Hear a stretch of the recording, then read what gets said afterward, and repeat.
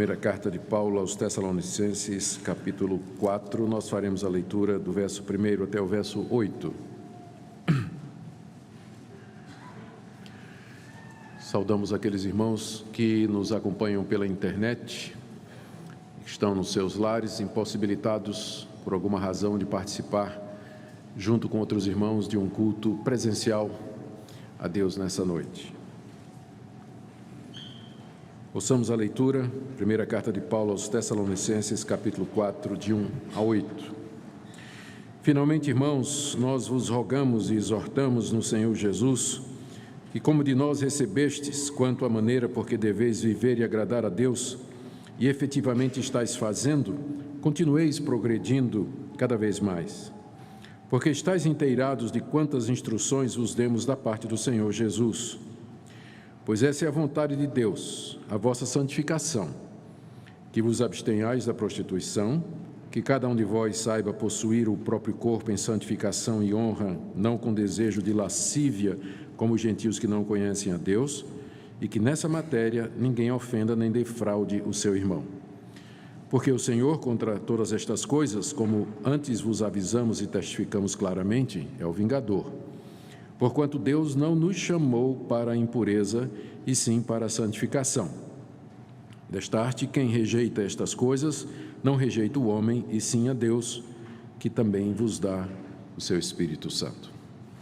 Até aqui a leitura da Escritura. Vamos orar mais uma vez, pedindo a iluminação de Deus para o nosso coração.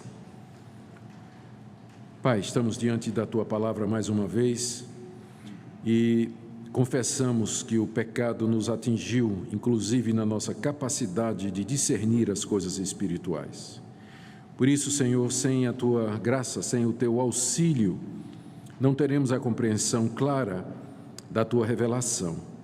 E também por isso é que nós agora nos curvamos diante de Ti em oração, pedindo que Teu bendito Espírito Santo, o nosso Mestre e Consolador, nos esclareça a respeito desse tema tão importante que o apóstolo Paulo, teu servo, aqui registrou.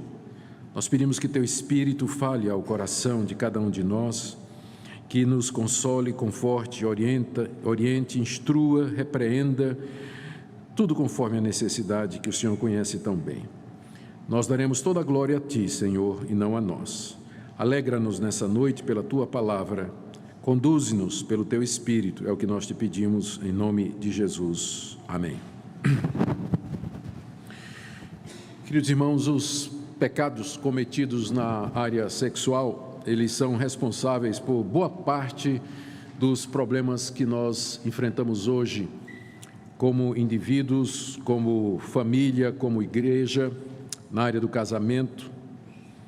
Divórcios, separações, infelicidades, todas elas podem ser traçadas, sem dúvida, a essa raiz que é a quebra do 7º mandamento, que dos 10 é o que fala da área sexual. Essa é uma área em que também os jovens e solteiros estão extremamente vulneráveis por conta da erotização da nossa cultura. A revolução sexual dos anos 60, a chegada da mídia eletrônica, as mídias sociais, a quebra dos paradigmas, a relativização da verdade, tudo isso tem causado, são elementos que se juntaram para criar um momento único na história da sociedade ocidental, em que a imoralidade, a prostituição, a fornicação, o sexo livre, todo tipo de aberração sexual é visto com naturalidade. Na verdade, estas coisas são até encorajadas pela mídia, por atores, por artistas, por intelectuais, professores nas universidades e pela cultura em geral. Não é sem razão que nas muitas listas que a Bíblia nos traz sobre pecados, os pecados na área sexual geralmente encabeçam essas listas.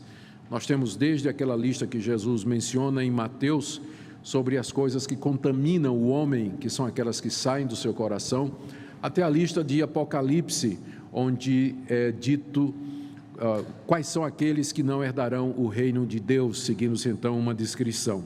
Em todas essas listas, passando inclusive pela mais conhecida de todas, que é a lista das obras da carne, em Gálatas capítulo 5, os pecados de ordem sexual ocupam o primeiro lugar.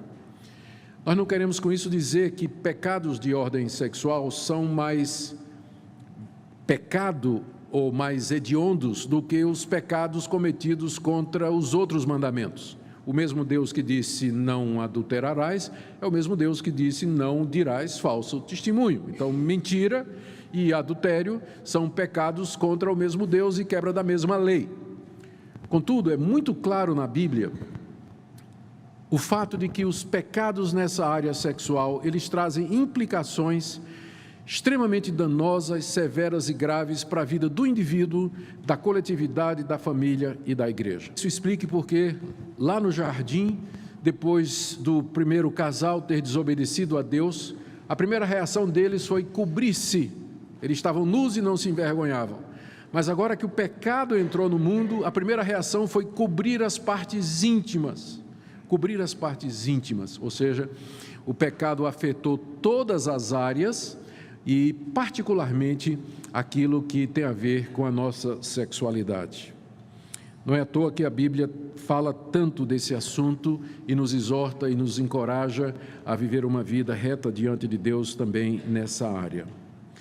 Paulo escreveu essa passagem que nós lemos ao final da carta dirigida aos crentes de Tessalônica. A fundação da igreja de Tessalônica está narrada no livro de Atos, capítulo 17. Paulo chega na cidade, gasta algum tempo, talvez entre 1 mês a 2, pregando ali o evangelho. Uma igreja é fundada, pessoas são agregadas à igreja, são batizadas. Paulo instrui essas pessoas, mas logo ele tem que sair de lá por conta da perseguição ferrenha que ele sofria dos judeus. Ele tentou voltar algumas vezes a Tessalônica, no que foi impedido. Finalmente ele manda Timóteo para saber o estado da igreja, como é que estão os convertidos. Afinal, ele tinha passado tão pouco tempo entre eles, não é tão pouco tempo, e ele queria notícias daqueles queridos irmãos. Timóteo volta, trazendo boas notícias a respeito dos irmãos. Está aí no capítulo 3, verso 6, dessa mesma carta, onde Paulo reconhece esse fato. Timóteo diz a Paulo que os crentes, os novos convertidos, estão firmes na fé, apesar da perseguição, amam o apóstolo Paulo e estão perseverando no meio das dificuldades, mas que ficaram ainda alguns assuntos que precisavam de maior esclarecimento, como, por exemplo, a respeito da vinda do Senhor. É um assunto que não ficou claro e não vai ficar totalmente esclarecido nessa carta, tanto é que o tema da segunda carta aos Tessalonicenses é exatamente o dia do Senhor, o dia da sua vinda. E entre outros assuntos que precisavam de complementação, está a questão da vida santa com relação à sexualidade. Não é que Paulo não tinha falado sobre isso, mas ele sente que precisava continuar aquilo que ele havia começado a dizer entre aqueles irmãos. É isso que nós temos aqui na passagem que nós lemos, as instruções que o apóstolo Paulo passa aos crentes de Tessalônica com respeito à nossa vida diante de Deus na área da sexualidade. Eu queria ver com vocês, então, em primeiro lugar, o que Paulo diz nos versos de 1 a 3, que a vontade de Deus é a nossa santificação. Depois do verso 3 até o verso 6, ele vai mencionar 3 áreas da santificação que ele deseja destacar, que é com relação à vida sexual. Ele vai dizer: vocês têm que fugir da prostituição, vocês têm que saber usar o corpo de vocês de maneira santa e vocês não podem ofender ou defraudar os irmãos nessa área de sexualidade. E depois ele dá 4 encorajamentos para que nós obedeçamos essas orientações que ele está trazendo aqui. A razão pela qual eu estou tratando desse assunto é porque o Conselho da Igreja sentiu que era preciso orientar a Igreja a respeito desse tema, considerando os tempos em que nós estamos vivendo, as tentações cada vez maiores na vida dos membros de nossa Igreja e a necessidade de orientação clara quando existe tanta confusão a respeito disso. A nossa expectativa é pregar alguns sermões expositivos em textos escolhidos da Bíblia sobre esse tema, com esse propósito de confrontar a nossa conduta, despertar a nossa consciência, levantar os caídos, encorajar os irmãos que querem viver uma vida santa e, no final de tudo, desejar que Deus, através disso, possa santificar e purificar a sua igreja. Então, meu primeiro ponto, queridos, é o que Paulo ensina de 1 a 3, que a santificação é a vontade de Deus para nós. Finalmente, irmãos, estou lendo o verso 1, nós vos rogamos e exortamos no Senhor Jesus que, como de nós recebestes quanto à maneira por que deveis viver e agradar a Deus e efetivamente estáis fazendo, continueis progredindo cada vez mais, porque estáis inteirados de quantas instruções vos demos da parte do Senhor Jesus, pois esta é a vontade de Deus, a vossa santificação. Quando Paulo esteve entre os coríntios, ele os ensinou e doutrinou em várias áreas, como ele diz aí no verso 1, vocês receberam de nós sobre como vocês deviam viver e agradar a Deus.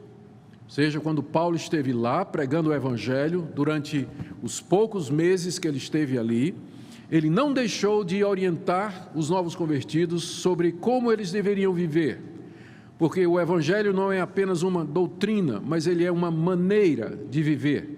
Não é à toa que, a princípio, o cristianismo foi conhecido como o caminho. O nome cristãos veio depois, mas o primeiro nome que foi dado ao cristianismo foi o caminho, exatamente porque ele é um caminho. Isso implica andar, comprometer-se, ter um alvo e ter uma direção. Não é somente coisas que nós temos que acreditar, mas toda uma maneira de viver.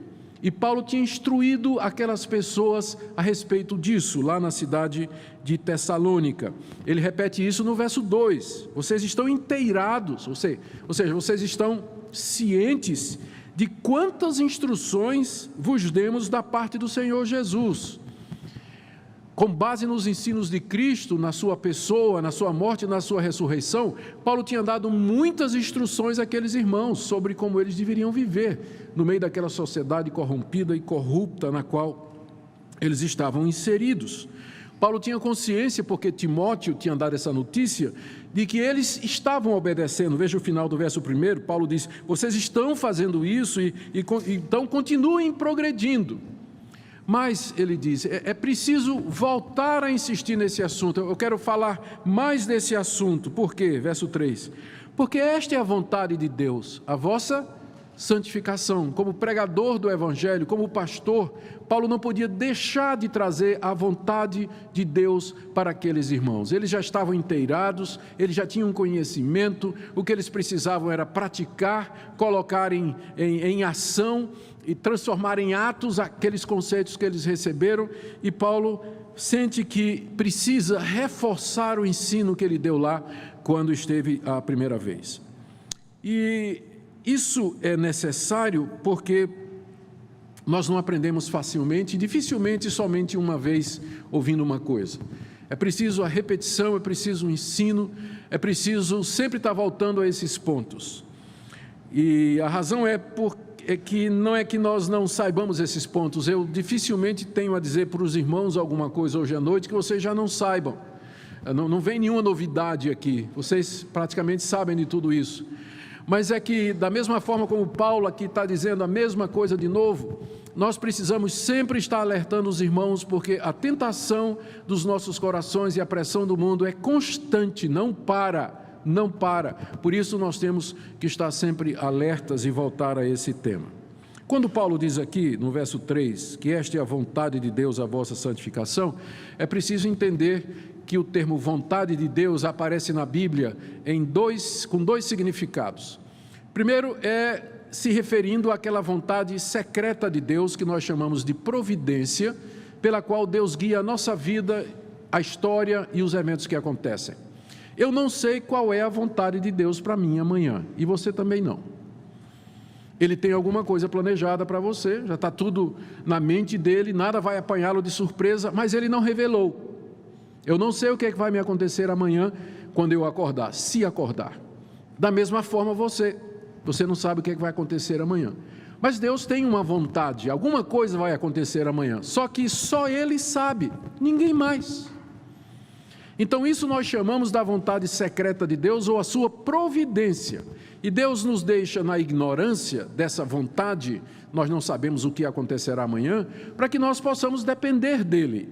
para que nós possamos confiar nele e buscá-lo a cada dia, sabendo que nossa vida aqui é provisória, que nós não somos senhores do nosso destino e que nós respondemos e dependemos do nosso Criador, que é soberano sobre todas as coisas. Mas existe uma outra maneira de olhar a vontade de Deus. Esse termo na Bíblia se refere à vontade de Deus revelada, aquela vontade que Deus declarou.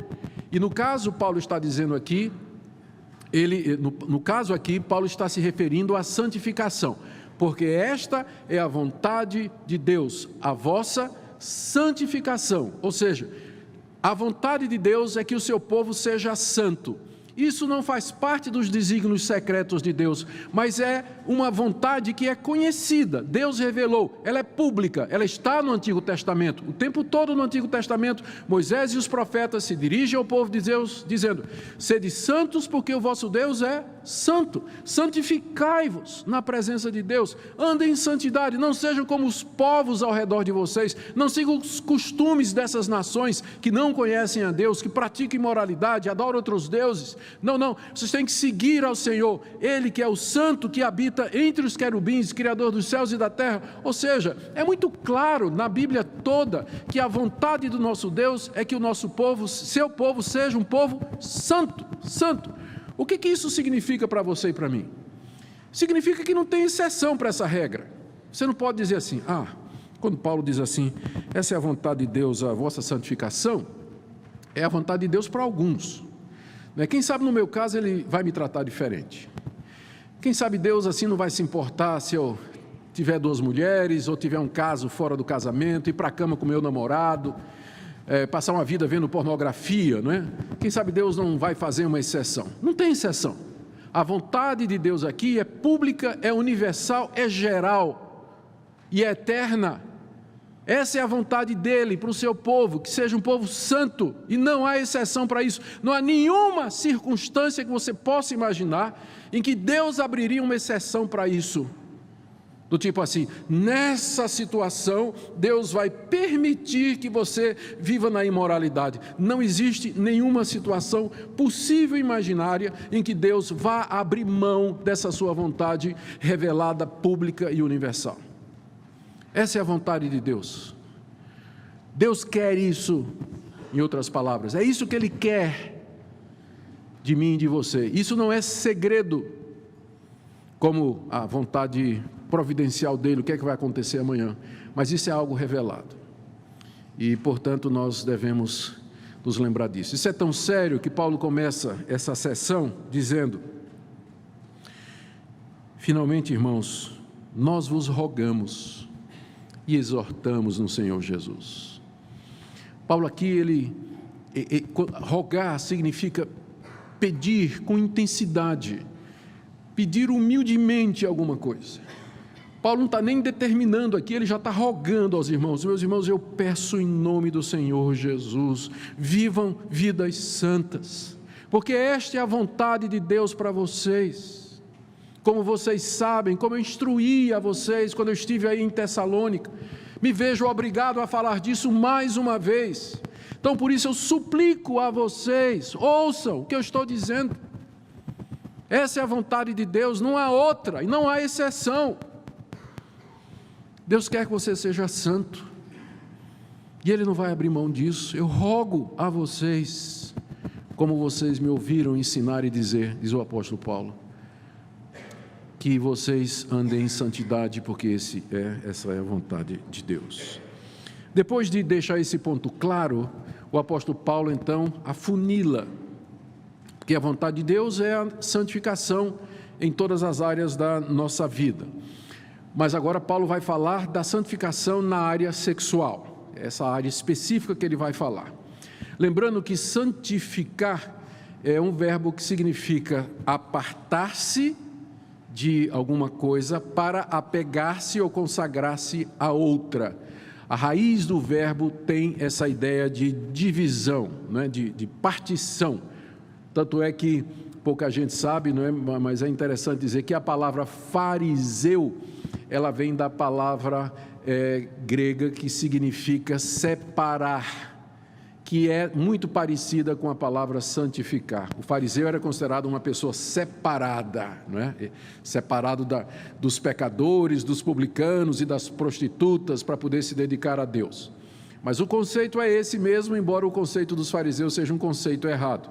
Santificar-se significa separar-se do mundo e da maneira do mundo proceder, da sua maneira de ver e de entender a realidade, interagir com a realidade e consagrar-se a Deus, dedicar-se a Deus em todas as áreas da vida. É isso que santificar representa e significa.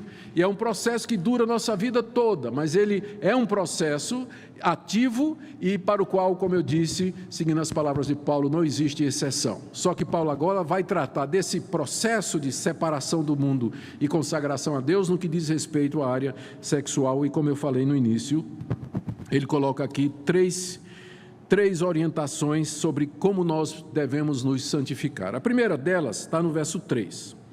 Pois esta é a vontade de Deus, a vossa santificação. 2 pontos. Primeiro, que vos abstenhais da prostituição. Ou, num linguajar mais moderno, né, que vocês se livrem da imoralidade. Que vocês se livrem da imoralidade.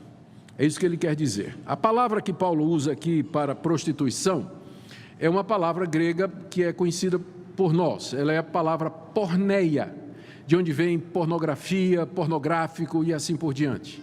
Essa palavra porneia é a palavra mais ampla na língua grega para se referir a pecados nessa área. Ela pode ser traduzida como fornicação, que é a relação sexual entre duas pessoas que não são casadas. Ela pode ser traduzida como prostituição, como é o caso aqui, que é o relacionamento sexual entre pessoas que não são casadas e que envolve dinheiro ou venda do corpo, entrega de privilégios por conta disso. E dependendo do contexto também pode significar adultério.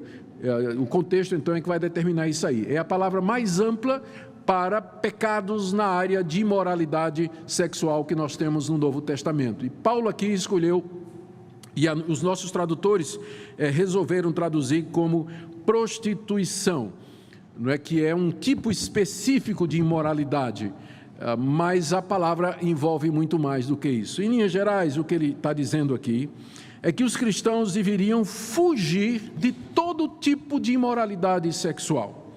Essa palavra, essa ordem de Paulo, ela ganha uma conotação mais clara quando você lembra o contexto do primeiro século, especialmente o contexto helênico, greco-romano, onde os tessalonicenses estavam inseridos. No mundo daquela época, do Antigo Oriente, de Roma, debaixo do domínio de Roma, mas a influência era da filosofia e do pensamento e dos costumes gregos, a libertinagem ou a permissividade sexual era muito grande. Era normal um homem casado que tinha posses, ele ter uma ou duas amantes. Ele tinha uma esposa e ele tinha as suas amantes ou concubinas. A própria esposa sabia disso e convivia com isso, porque isso era alguma coisa aceita na sociedade daquela época. Havia também a possibilidade de homens de posses ter escravas ou escravos sexuais. Meninos de 16 anos eram sodomizados aos 16 anos de idade e introduzidos na vida adulta através desses senhores, desses homens que pagavam para ter escravos sexuais desse tipo.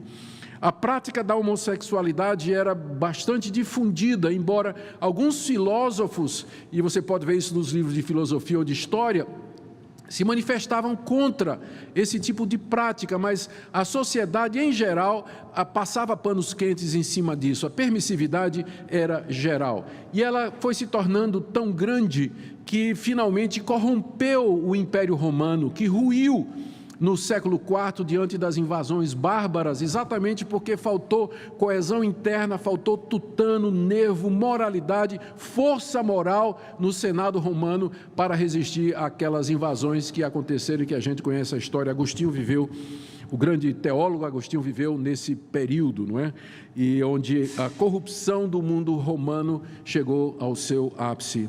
Paulo está escrevendo para pessoas que viviam no meio daquela sociedade erotizada, permissiva. Por isso que essa palavra aqui, ela ganha um destaque quando você se lembra disso, quando Paulo diz assim: a vontade de Deus é que vocês se abstenham da prostituição, isto é, de toda forma de imoralidade. Ele está orientando os crentes a irem contra a sociedade, a irem contra a maré, contra o que todo mundo fazia.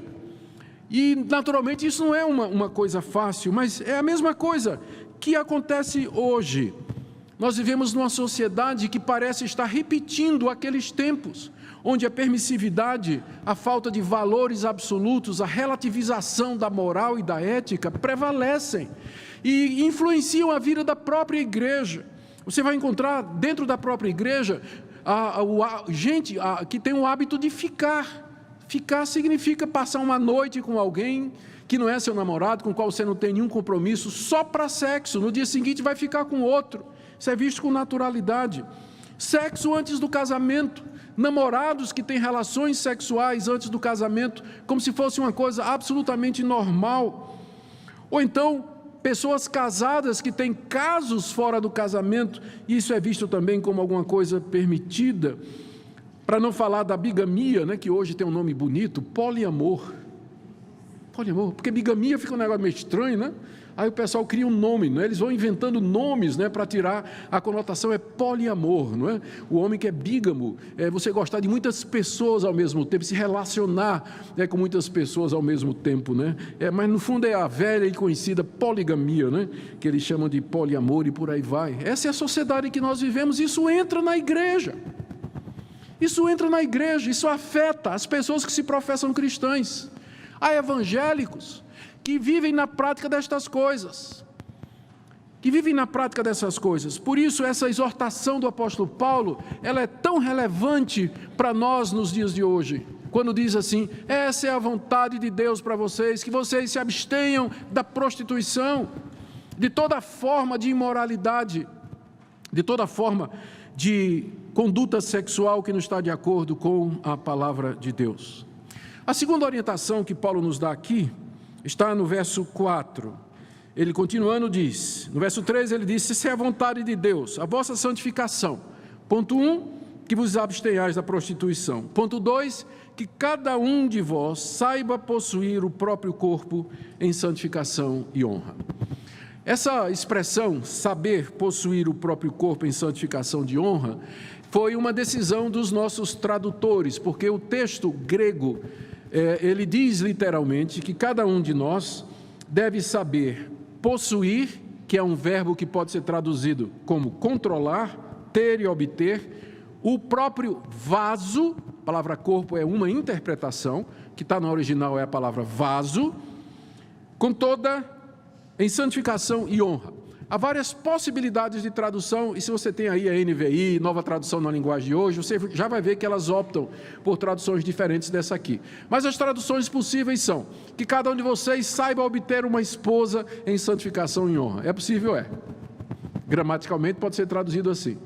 Que cada um de vocês saiba tratar a sua esposa com santificação e honra. É possível sim, porque está interpretando a palavra vaso como sendo esposa. Ou então, se você traduzir a palavra vaso como sendo seu corpo, você tem a tradução que a gente tem em Almeida aqui, que eu considero a mais correta. Que cada um de vocês saiba controlar, possuir no sentido de controlar o próprio corpo, ou usar o próprio corpo em santificação e honra. Por que eu acho que essa é a tradução correta? Porque é disso exatamente que Paulo está falando aqui. Ele não está falando do casamento ainda. Ele vai mencionar isso mais adiante, mas por enquanto ele está tratando da relação individual, dos indivíduos com relação à área sexual. Então, essa interpretação que nós temos aqui na Almeida é a que melhor se encaixa no contexto. E ela não exclui a outra, porque você saber controlar o seu próprio corpo em santificação e honra envolve saber se relacionar corretamente com a sua esposa. Envolve isso também. Então, nós optamos por essa, vamos ficar com a nossa tradução de Almeida, que nós entendemos faz um bom trabalho na tradução dessa difícil passagem do Novo Testamento grego. E se esse é o sentido, o que é que Paulo está dizendo aqui? Quando ele diz que cada um de vós saiba possuir o próprio corpo em santificação e honra, ele está dizendo que cada um de nós deve usar o corpo de maneira santa e honrosa. Eu não vou usar o meu corpo para me deitar com uma prostituta, eu não vou usar o meu corpo para me deitar com o meu namorado, eu não vou usar o meu corpo para me deitar com uma pessoa que não é a minha esposa, eu não vou usar os membros do meu corpo para ficar me masturbando diante de uma tela de computador, ou de iPhone, ou de qualquer outro tipo de mídia. Eu não vou usar o meu corpo para nenhum fim ilícito, somente para aquilo que glorifica a Deus. É isso que Paulo está dizendo aqui. Deus lhe deu um vaso, que é o seu corpo, e você tem que saber usá-lo. Eu não quero parecer aqui, com essa exortação, negativo com relação a sexo. Sexo é uma coisa boa, maravilhosa. Disso aí nós não temos dúvidas. E do povo que mais, eu acredito que o povo que mais deveria desfrutar com alegria e abundância o sexo são os crentes em Jesus, porque eles sabem por que é que Deus nos criou assim. E o relacionamento sexual é muito mais intenso quando a gente entende, ele é muito mais prazeroso quando a gente entende a origem de tudo isso e por que Deus fez tudo isso. Então eu não quero parecer negativo, só que Deus nos deu esse privilégio no ambiente do casamento, para proteger a família, para proteger a sociedade, para proteger a igreja, para proteger você. As leis de Deus não vieram para lhe destruir, para proteger você e abençoar você. Então, você tem que saber usar o seu corpo de maneira santa e de maneira honrosa, não indecorosa, não indecente, não imoral. É a orientação que Paulo dá para aqueles irmãos que viviam numa cultura onde cada um usava o seu corpo do jeito que queria. Note que ele diz aqui: cada um de vós saiba possuir o seu corpo em santificação e honra. Ou seja, você tem que saber para poder possuir. Sem o entendimento, não vai fazer sentido você ir contra a corrente, quando todos os seus amigos estão indo para a balada, todas as suas amigas na universidade têm namorado e transam com o namorado, e você lá, né, sozinha, quietinha, sofrendo bullying, né, como a santinha e tudo mais. Tu és virgem ainda? Que coisa, né? É virgem ainda, né? Onde ser virgem é visto cada vez mais como uma coisa pejorativa e motivo de bullying. Mas se você souber, então você vai entender por que é que Deus diz que você tem que usar o seu corpo de maneira santa e honrada. De maneira santa e honrada. Então é preciso conhecimento de que Deus nos fez a sua imagem e semelhança, que Ele nos fez homem e mulher, macho e fêmea, que Ele fez um homem, que Ele fez uma mulher, que os casou para sempre e disse: sede fecundos, multiplicai-vos e enchei a terra. E que o casamento e a relação sexual representam o relacionamento de Cristo com a sua igreja. Se você sabe essas coisas, então você vai ter condições de possuir o seu corpo, usar o seu corpo de maneira santa e honrada. E você não vai ser o contrário. Veja como diz o verso 5. Não com o desejo de lascívia, como os gentios que não conhecem a Deus. Esse tipo de comportamento a gente espera dos pagãos, dos incrédulos que não conhecem a Deus. Eles não conhecem a Deus. E porque eles não conhecem a Deus, eles não têm referencial nenhum. Eles não temem a Deus. Eles não amam a Deus. Eles não sabem que Deus é santo.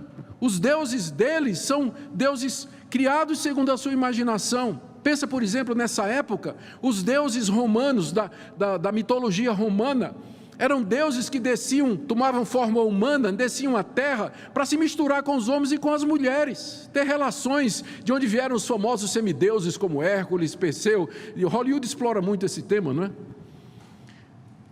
São os deuses pagãos, que eram imorais, adúlteros, promíscuos. Os gentios não conhecem o verdadeiro Deus, por isso, porque eles não conhecem, eles fazem o que querem com o corpo deles. Eles satisfazem, como Paulo diz aqui, o desejo de lascívia. O desejo de lascívia são os desejos ou as paixões mais baixas da nossa personalidade, as mais imundas, as mais erradas, para as quais não tem limite. E eles usam o seu corpo para fazer isso porque eles não conhecem a Deus. Mas você conhece, não conhece? Você conhece a Deus. E Deus, nesse caso, vai cobrar muito mais daqueles que conhecem do que do pagão que não entende. O juízo começa pela casa de Deus, diz Pedro na sua primeira carta, capítulo 4. Você conhece a Deus e você sabe que a vontade dele é a sua santificação. Você sabe que o seu corpo é o templo do Espírito Santo. Por isso você tem que saber usá-lo de maneira santa e de maneira honrosa. A terceira orientação de Paulo está no verso 6. Ele diz assim: e que nessa matéria, ninguém ofenda nem defraude o seu irmão. A matéria aqui é a matéria referida no verso anterior, quando ele falou a respeito de possuirmos o nosso corpo de maneira santa e honrada, e não como os pagãos que não conhecem a Deus e que vivem no desejo da paixão, no desejo da lascívia, com toda impureza e imoralidade. Com relação a isso, diz o apóstolo Paulo, que nenhum de vocês ofenda ou defraude o seu irmão. Defraudar é você se aproveitar de alguém através do engano, você quebrar a confiança de alguém, prejudicá-la, de respeitar os seus direitos. Isso acontece toda vez que você faz isso com o irmão na igreja. Infelizmente, dentro do meio evangélico, há defraudadores, pessoas que ofendem os seus irmãos nessa área. Há aves de rapina no meio evangélico, há predadores sexuais, rapazes e moças que vão de namoro em namoro, tendo relações sexuais com seus namorados. Homens casados, mulheres casadas, que têm casos e casos com outras pessoas. Há escândalos a respeito de desde pastores até membros da igreja. Alguns casos recentes aí nos Estados Unidos ganharam mídia e grande destaque na imprensa a respeito disso, causando inclusive processo judicial da parte de membros da igreja que se sentiram prejudicados, atacados, assediados sexualmente. Isso existe no nosso meio também.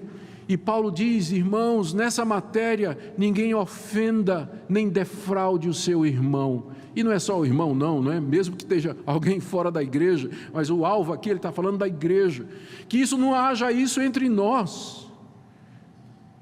Toda vez que você está quebrando o 7º mandamento, como cristão, você está fazendo isso, você está defraudando alguém, aquela pessoa com a qual você está fazendo, e vice-versa. Ninguém faça isso, diz o apóstolo Paulo, ninguém ofenda nem defraude o seu irmão. Queridos irmãos, depois dessas 3 orientações, o apóstolo Paulo coloca 4 encorajamentos aqui, para que a igreja ouça o que ele está dizendo. O primeiro deles está no verso 6, eu vou ler. Nessa matéria, ninguém ofenda nem defraude o seu irmão. Aí vem a exortação, o encorajamento. Por quê? Porque eu estou dizendo que ninguém ofenda ou defraude o seu irmão?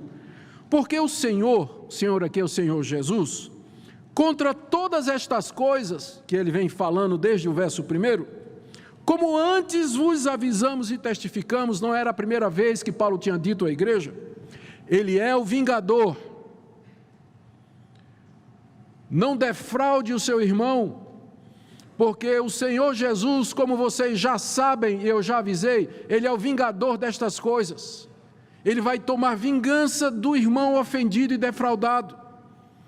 Pode ser, por exemplo, o marido da mulher com quem você está tendo relações. Ou ele vai vingar o pai de cuja filha você está tendo relações e você não é o marido dela. O Senhor Jesus não leva estas coisas de maneira superficial. Ele é o salvador do pecador arrependido, mas do endurecido que permanece no pecado de imoralidade, ele é vingador, e a mão dele vai pesar sobre você, ou aqui, ou no dia do juízo, Ele é vingador dessas coisas, ele vai tomar vingança daqueles que você ofendeu sexualmente, daqueles que você defraudou, ele vai tomar, se não aqui, no dia do juízo. Como eu disse, ele é o nosso Redentor de braços abertos para receber pecadores arrependidos, mas ele é vingador daqueles que defraudam seus irmãos, daqueles que vivem na vida de imoralidade e não derramam uma lágrima sequer, não se arrependem, não mudam de vida. E hoje à noite você está ouvindo isso, você vai lembrar essa noite, que você foi advertido, de que o Senhor Jesus Cristo é vingador dessas coisas, guarde isso no seu coração. Essa é a primeira razão. Alguém pode dizer assim, mas essa psicologia de Paulo é terrível, né? Ele está querendo que as pessoas mudem por causa do medo. Amém? É melhor você se converter e ir para o céu porque você teve medo, de que você não ter medo nenhum e ir para o inferno, não é melhor? Às vezes essa estratégia de Paulo, que não é de Paulo, é da Bíblia toda. A Bíblia toda nos adverte a respeito do dia do juízo, do dia de prestação de contas. Ela tem o seu valor e a sua importância. Você precisa saber disso. Que se você continuar na sua vida de imoralidade, de prostituição, quebrando o 7º mandamento, vivendo dessa forma, você não vai ver Jesus como o Salvador, mas o vingador, que virá com a espada da justiça de Deus contra você. Segunda orientação, segundo encorajamento, está no verso 7.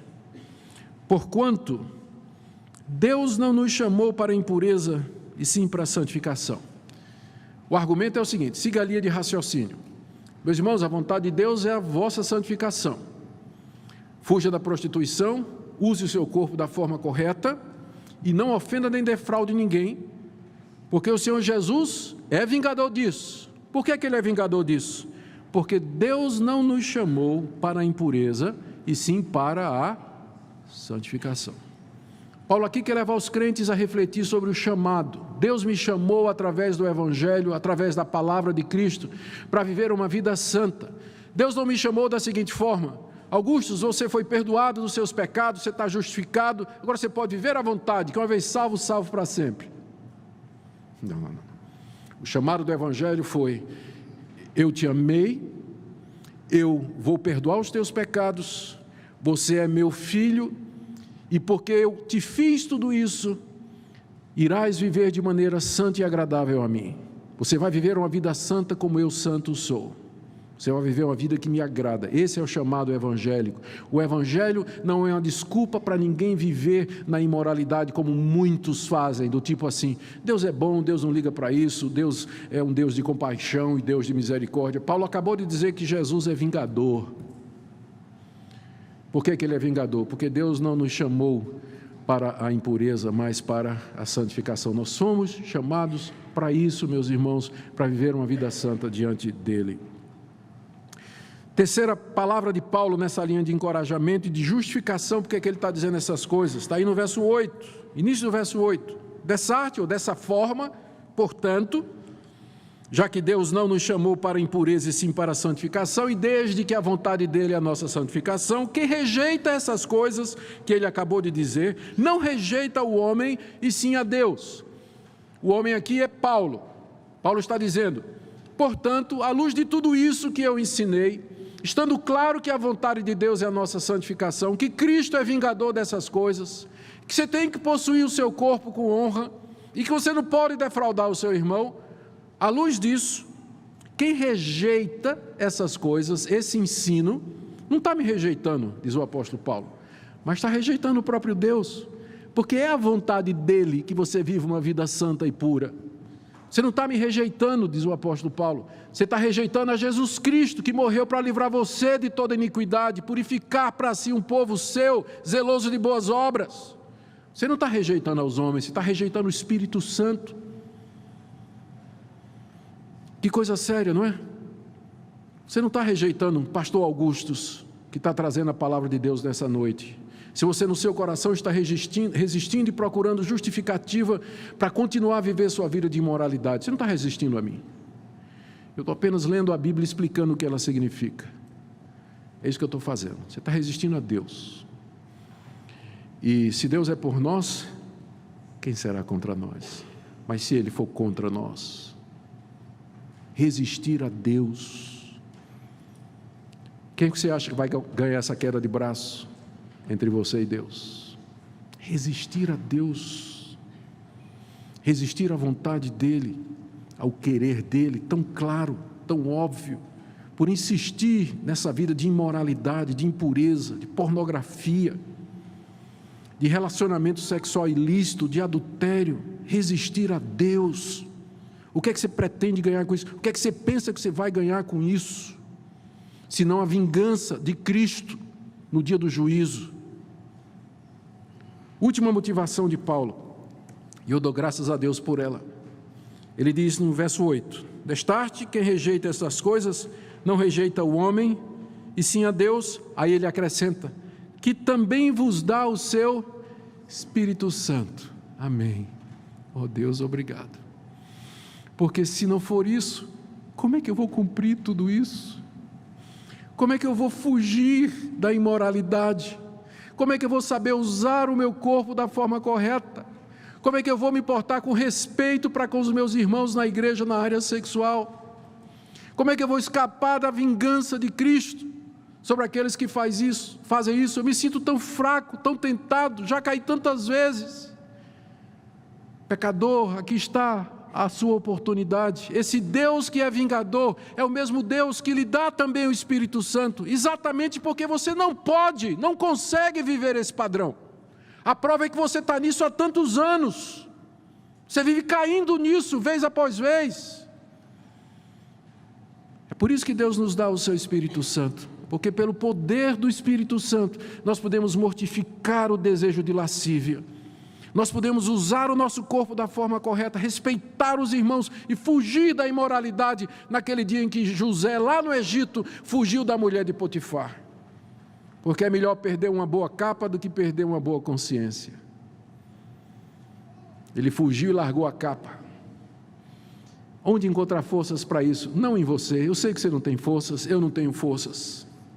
E todas as vezes que nós confiamos em nós mesmos, nós acabamos na lona, perdidos. Mas é por isso que Paulo termina essa sessão com essa palavra de esperança. Deus que também, além dele exigir, além de ele advertir, mas ele também nos dá o Espírito Santo. Ele é chamado de Espírito Santo exatamente porque ele produz santidade. Essa santidade que Deus pede de nós, nos é manifestada e dada pelo Espírito que ele nos deu. E você então agora sabe que você pode recorrer a Deus, e confiar em Deus e depender de Deus, chegar-se a Ele e dizer: Senhor, eu quero confessar aqui o meu pecado, quero confessar as minhas falhas, e quero confessar que eu não posso por mim mesmo viver uma vida santa e uma vida reta. Eu quero ser cheio desse Espírito, eu quero ser cheio desse Espírito, eu quero experimentar essa iluminação do Espírito Santo na minha vida, essa libertação da imoralidade que me prende, que fere a minha consciência, a ponto de que às vezes eu nem sei se sou convertido ou não. Mas teu Espírito Santo me é dado exatamente para me consolar, me guiar e me libertar. Você quer isso? Se você é crente de verdade, e você vem sofrendo com isso, praticando isso e tem caído nisso, eu sei que você quer. E a palavra de Deus nos garante que Ele está de braços abertos para receber todos os seus filhos que, penitentes, confessos, se curvam diante dEle, se humilham, confessam seus pecados e dizem: Senhor, eu preciso de Ti, preciso da Tua graça e da Tua misericórdia. Às vezes é preciso você procurar ajuda, você talvez tenha que largar um relacionamento, largue esse namoro. Se você não consegue ficar puro, largue esse namoro. Se você não consegue respeitar a sua namorada, você também não vai respeitá-la depois que casar com ela. Casamento não vai fazer diferença nenhuma. Vai fazer diferença nenhuma. Então largue, comece de novo. Renove o seu casamento diante de Deus. Recomece uma nova fase no seu relacionamento com aquela mulher, com aquele homem, diante de quem você prometeu fidelidade, até que a morte os separe. E o Espírito de Deus é dado para que você possa fazer isso, com autoridade e poder. É possível fazer, sim, porque o Deus que disse: essa é a minha vontade, é o mesmo Deus que disse: eu dou o Espírito Santo para que você cumpra essa vontade. Oro que nessa noite Deus fale ao seu coração, aos nossos corações, que nós saímos daqui nessa noite dispostos a ser um povo santo, custe o que custar. Talvez você tenha que pedir ajuda. Tem muita gente que se perde por conta do orgulho, sabe que está com problemas, sabe que está com dificuldade, mas não abre o coração e não procura ajuda. E esse orgulho vai levá-lo a profundezas ainda maiores, um abismo chama outro abismo. Eu queria que você soubesse que nós estamos abertos, dispostos a nessa igreja, homens e mulheres de Deus, conselheiros e conselheiras que estão prontos a conversar com você.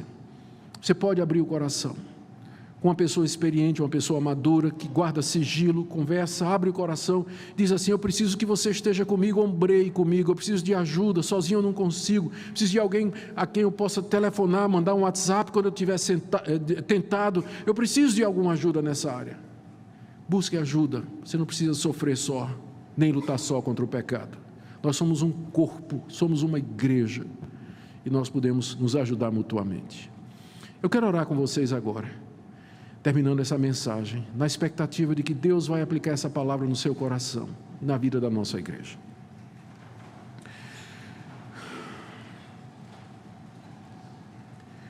Ó Deus, nós bendizemos o Teu nome e nós estamos aqui diante de Ti, quebrados pela Tua palavra, vencidos por ela, mas ao mesmo tempo cheios de esperança, porque Tu nos dás o Espírito Santo. Ó bendito Espírito, ilumina o nosso entendimento, fortalece o nosso querer, quebra os laços da impureza no nosso coração, dá-nos força para fugir dos relacionamentos perniciosos, dá-nos graça para perdoar a esposa, perdoar o marido e recomeçar no casamento. Dá força, Senhor, para que o jovem solteiro, especialmente os jovens adultos, possam resistir às tentações, ficar firmes no propósito de usar o seu corpo de maneira santa e honrosa. Senhor, abençoa a nossa igreja, santifica essa igreja, perdoa aqueles que caíram e que se arrependeram e que buscam reconciliação. Dá-nos graça para tratar com carinho, perdão e misericórdia, porque nós mesmos somos sujeitos a todas essas paixões. Socorre-nos, ó Deus, na Tua misericórdia, em nome de Jesus. Amém.